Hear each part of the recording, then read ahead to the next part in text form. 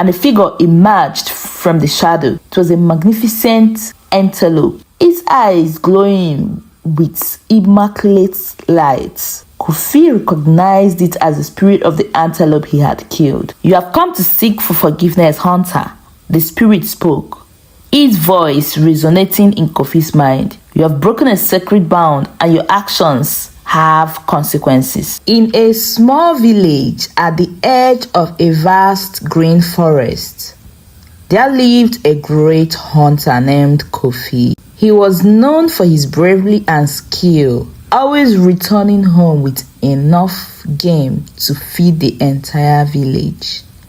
However, there was a shadow over his happiness. His wife, Amma, had been unable to conceive for many years. Each passing day felt heavier, filled with the sorrow of unfulfilled dreams. One sunny morning, Amma came to Kofi with a radiant smile. "Kofi, I have wonderful news," she exclaimed, her eyes shining.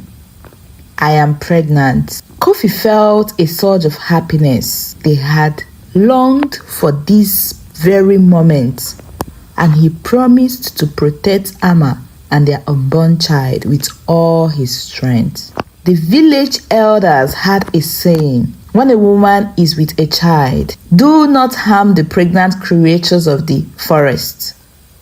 Kofi had always respected this rule, but desperation grew in him as the months passed by.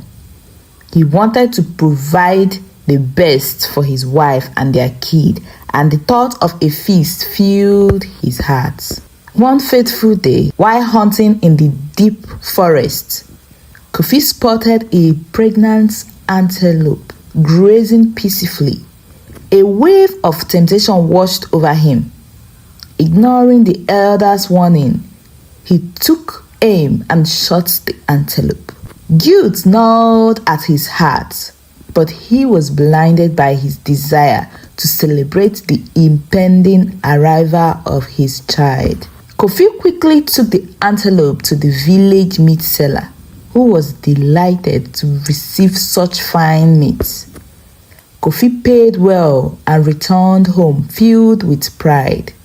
He handed Amma money to buy food for their feast, unaware of the consequences that awaited him. Amma accepted to prepare a meal.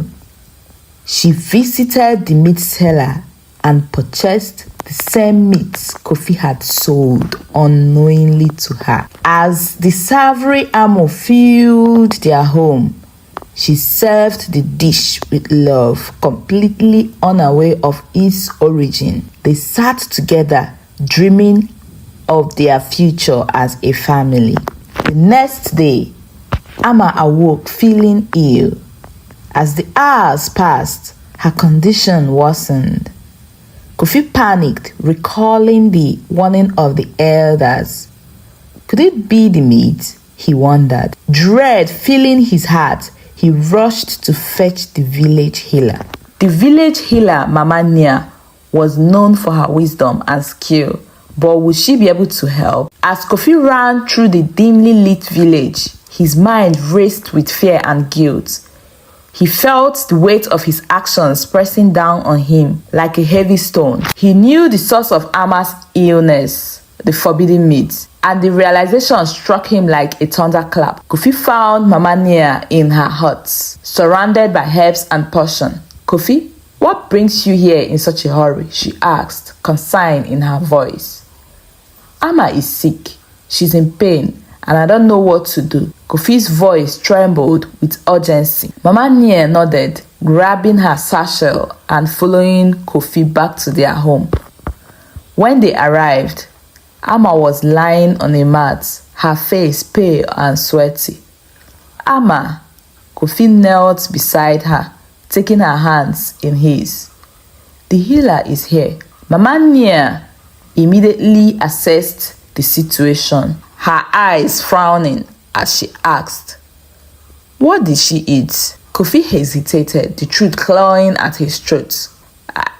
I don't know," he lied, avoiding her gaze. but deep down, he knew it was the meat from the antelope he had killed. "Ama," Mama Nie asked, her voice calm yet firm, "what did you eat today?" With great effort, Ama spoke. "I bought a meat from the meat seller because the meat was fresh from the market." Kofi's heart sank as he saw Mama Nie's expression change. "You have eaten the flesh of a pregnant antelope, haven't you?" she accused, her eyes piercing through him. I didn't know," Kofi stammered, the truth spilling out in a rush. "I broke the rule. I thought it would bring us joy." Mama Nie shook her head. Disappointment ached on her face. "The forest rules are not mere words, Kofi.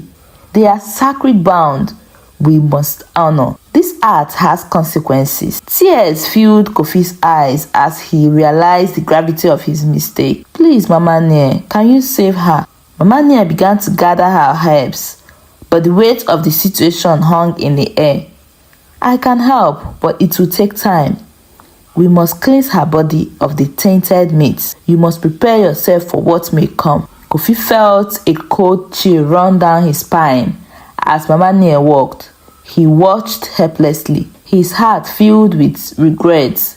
He had brought this upon them, and now he could only hope that it wouldn't be too late. As night fell, Kofi sat by Ama's side, holding her hands tightly.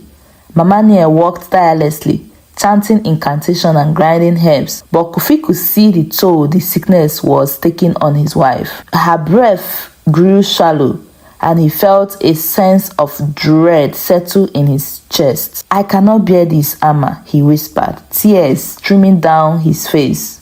"I wish I can take away your pain." In the darkness, he felt an overwhelming urge to seek for forgiveness from the forest.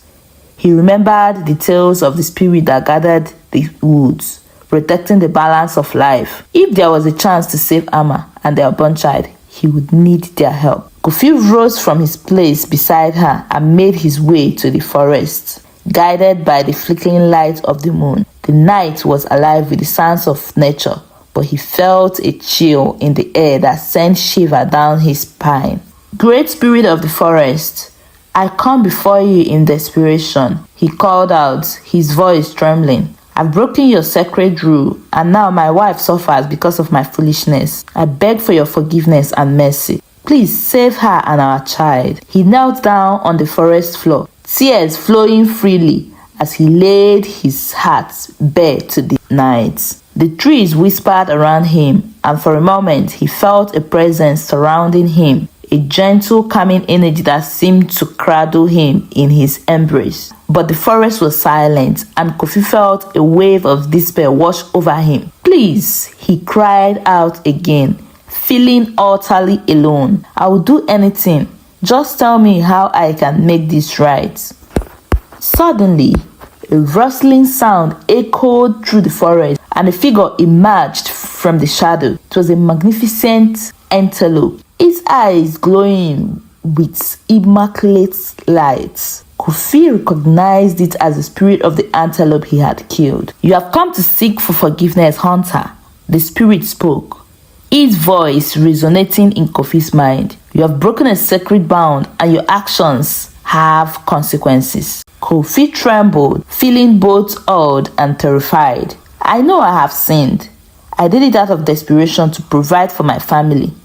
Please, I beg you, save my wife and my child." The spirit regarded him with a piercing gaze. "Your intentions were clouded by fear. To mend the bound, you must prove your respect for life and the forest." Thank you so much for watching today's episode with us. Please tell us where you are watching from. Don't forget to subscribe. See you in my next video. Bye.